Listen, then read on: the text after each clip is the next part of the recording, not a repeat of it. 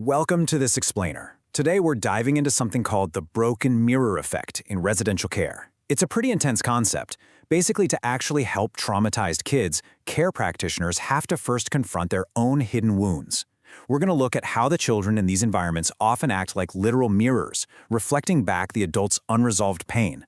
And as you'll see, facing that reflection, it's really the only way to survive the work and actually break the cycle of trauma.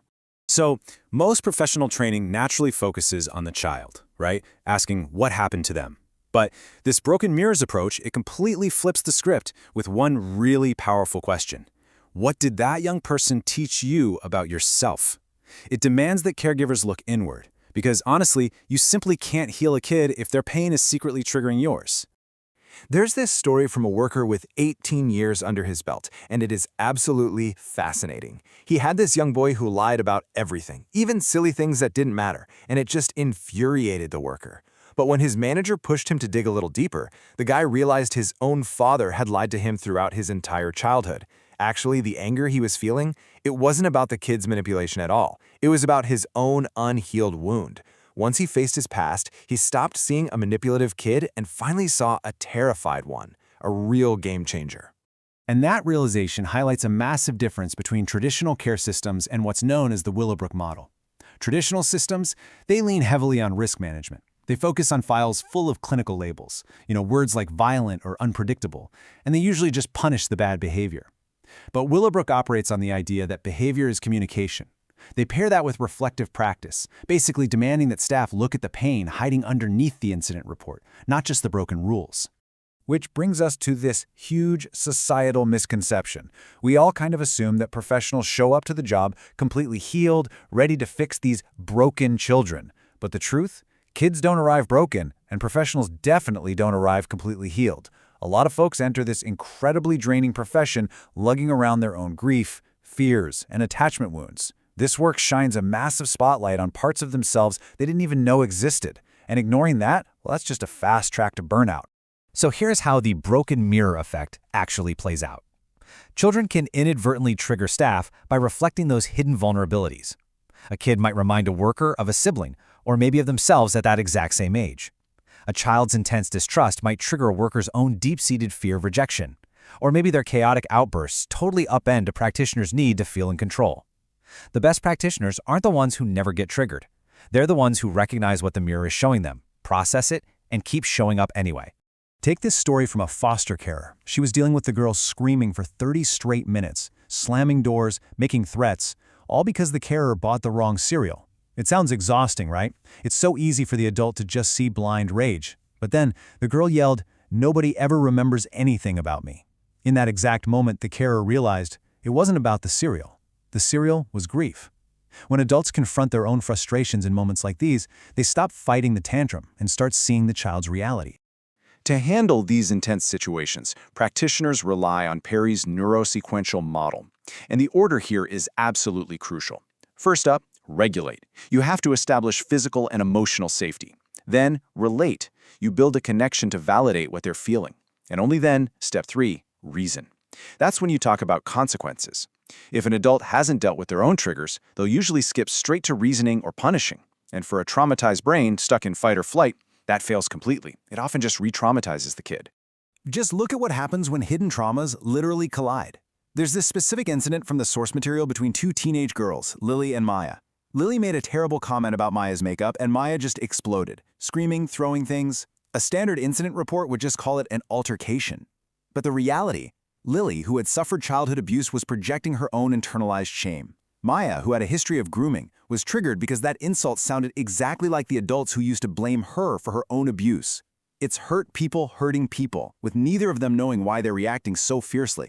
And when the system fails to look past that surface-level behavior, we end up with systemic failures. Which brings us to a really staggering number, 17.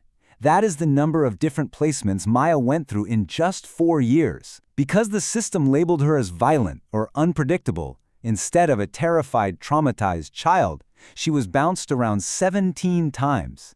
Think about that. How can a child ever feel safe when starting over is literally the only thing they know how to do? But reflecting on all this, really absorbing the pain of kids like Maya, it takes an immense toll on the workers. It makes you ask anyone carrying the weight of others' trauma, what has it cost you?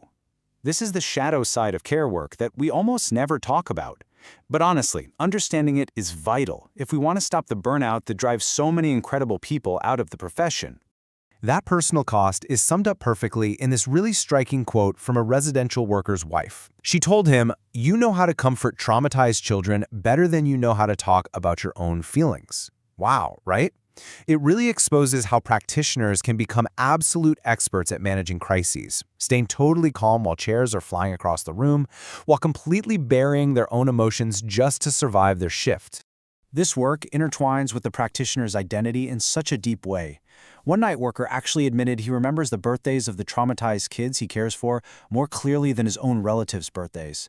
And while that might sound kind of sweet on the surface, he pointed out that sometimes it really hurts.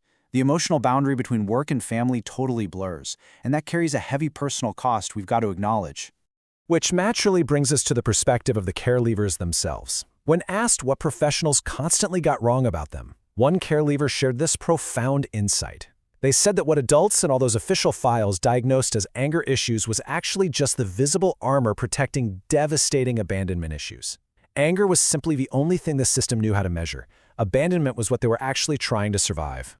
So this leads to a transformative question for anyone working with traumatized youth, or honestly anyone interacting with people in pain. When did you finally stop just managing their outward behavior and start seeing their pain?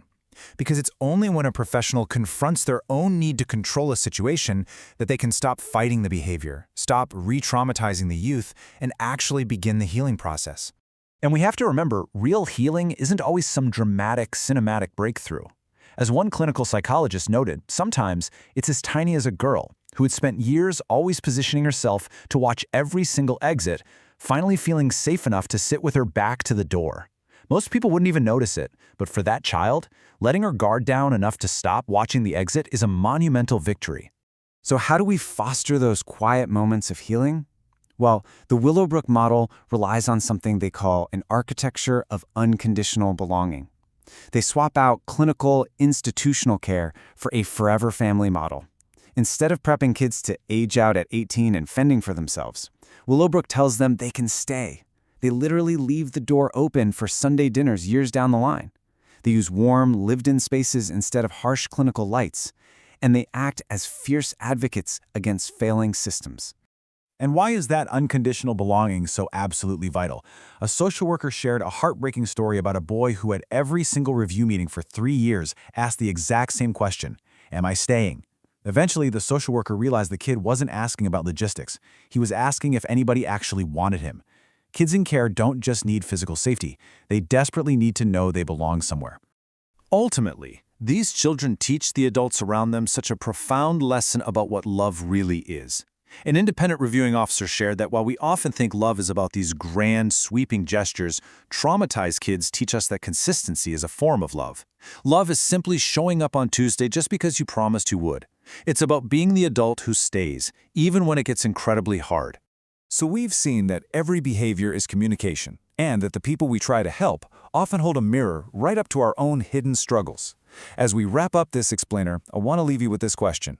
When you see your own broken pieces reflected in someone else's pain, what story will you choose to write? Will you retreat, or will you confront your own wounds and keep showing up anyway?